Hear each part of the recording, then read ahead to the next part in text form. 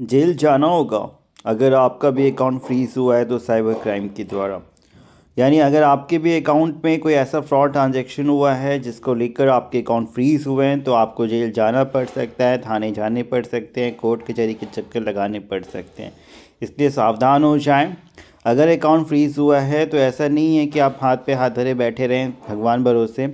कुछ कदम आपको लेने हैं जिससे अरेस्ट से आप बच सकें और आपका समय, पैसा और मानसिक परेशानी भी। हर रोज़ हमारे पास सवाल आते हैं। जो एक सवाल आया है कि सर साइबर क्राइम ने मेरे बैंक अकाउंट फ्रीज़ कर दिया है।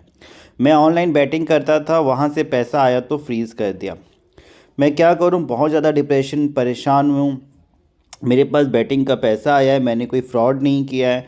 बहुत से लोग ऐसे gaming apps, fraud apps, batting app, crypto currency app, Telegram task, prepaid job scams से पैसे आते हैं जिसके बाद आपके खाते को ब्लॉक कर दिया जाता है। आपको लगता है भैया इसमें मैंने क्या गलत किया, मैंने काम किया था, पैसे आए हैं या फिर मैंने किसी को सर्विस दी थी। लेकिन आपको समझना होगा कि जो पैसा आपको भेजा जा रहा है वो पैसा कहीं ना कहीं साइबर फ्रॉड का है और सामने वाला जिसका वो पैसा है वो कंप्लेन करता है, वो पैसा फिर आपके खाते में आया है, इस वजह से आपका अकाउंट ब्लॉक होता है। इस चीज़ को आप पहले समझ लें।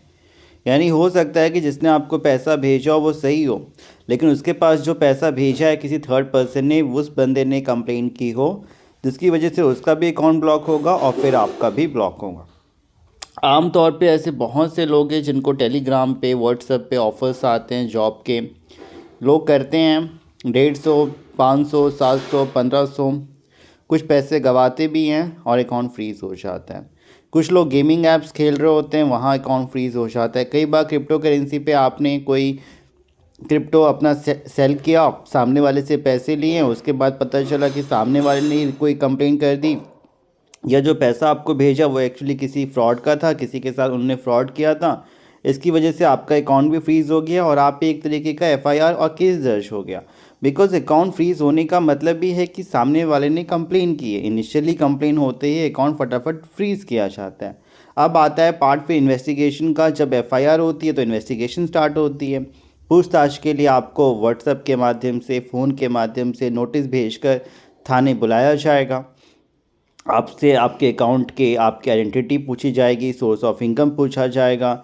मामला अगर कोर्ट में जाता है तो वहाँ पे आपको बेल लेनी पड़ सकती है अकाउंट को अनफ्रीज़ कराने के लिए, या फिर किसी प्रॉब्लम में भी आप फंस सकते। तो अगर आपका भी अकाउंट बेवजह फ्रीज़ हुआ है तो सबसे पहली बात है कि आप भी कंप्लेन करें। जो अमाउंट आपको रिसीव हुआ है किसी फ्रॉड ने भेजा है या अब आपको पता चला है, जिससे कि आपके पास एक डिफेंस रहे कि हाँ मेरे साथ भी ऐसा फ्रॉड हुआ था, या फिर मैं ऐसे किसी फेक बेटिंग ऐप में मैंने पैसा लगाया था, मेरा भी इतना लॉस हुआ है, मैं एक तरीके का खुद विक्टिम हूँ, इसलिए मेरे पे कोई एक्शन ना लिया जाए।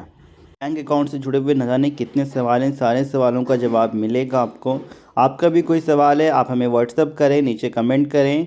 कोई प्रॉब्लम है सॉल्यूशन आपको मिलेगा जिससे आपका समय, पैसा, मानसिक परेशानी बचे। परेशान होने की ज़रूरत बिल्कुल भी नहीं है।